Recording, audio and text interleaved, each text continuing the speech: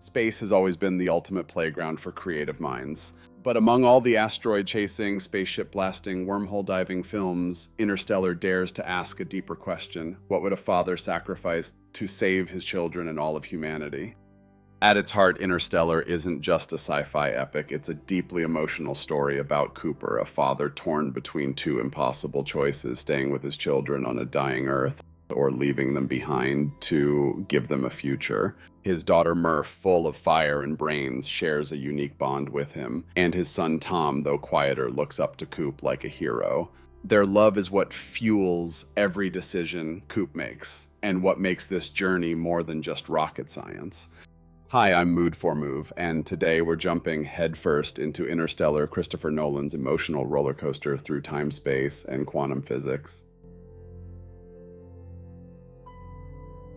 Cooper, our main man, is a former NASA pilot turned corn farmer who was forced to hang up his space boots after a disastrous mission and a world that no longer believed in space exploration.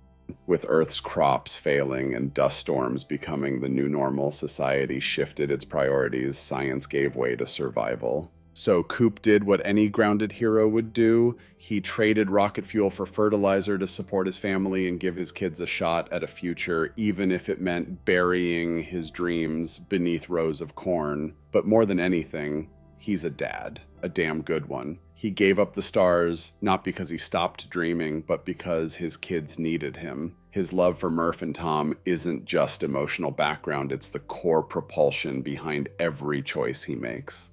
Even while stuck in a dusty farmhouse staring at cornfields instead of constellations, Coop's heart is always orbiting around his children. They're not just part of his life, they are his mission.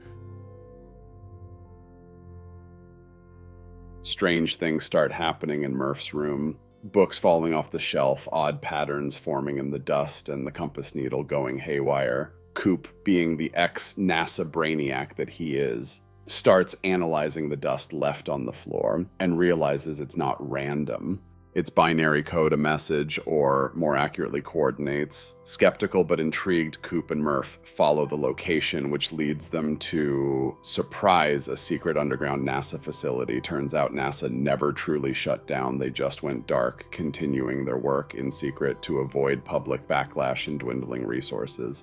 Inside, Coop reunites with Professor Brand, his former mentor, who explains the gravity literally of the situation. Earth is dying and humanity needs a new home. Their plan: launch a team through a wormhole that mysteriously appeared near Saturn to explore potentially habitable planets in another galaxy. And who better to fly this impossible mission than Coop himself? Coop wrestles with the decision torn between saving the future and staying with his children. But when he realizes this might be the only chance to give Murph and Tom a real future, one where they don't have to grow old choking on dust, he agrees. Murph, however, sees it as abandonment. She begs him not to go desperate to hold on to the only parent who's been present. Coop tries to explain that he's doing this for them, that the mission is bigger than all of them. But Murph doesn't want logic. She wants her dad to stay. Their goodbye is quiet but devastating. No dramatic score, just the sound of a child's heartbreak. Coop gives her his old watch, telling her they'll compare time when he returns. I'll come back, he promises, not knowing if he truly can. Now aboard the Endurance, Coop joins Brand Romilly Doyle and the scene-stealing robot TARS. Together they plunge into the mysterious wormhole near Saturn, a literal leap of faith. The journey through it, equal parts majestic and terrifying. They emerge in a new galaxy where 3 planets await. First destination, Miller's planet, closest to the black hole Gargantua. The catch time dilation, 1 hour on the surface, equals 7 Earth years. They land on Miller's planet, a water world riddled with hidden dangers. While it looks calm at first, a massive tsunami soon crashes down. They barely escape, but not without consequence. Over 23 Earth years pass by while they were gone. Romilly, left on the ship, has aged drastically.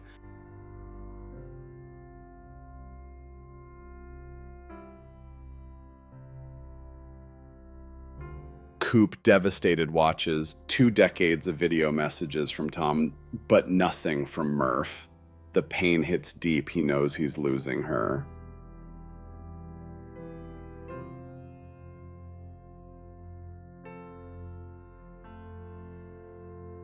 Murph, now a scientist at NASA, works alongside Brand, but something feels off. She discovers the painful truth. Plan A was a lie. The equation needed to evacuate Earth was never meant to be solved. Professor Brand always knew it wouldn't work. Betrayed and furious, Murph distances herself from NASA and her father's memory, but deep down she still clings to the hope that he'll prove them all wrong. She returns to her childhood home, determined to uncover the truth hidden in her past. The mission is fractured, the truth is exposed, and time is running out. Coop is lost in the cosmos emotionally and physically, still chasing redemption and the promise he made to Murph.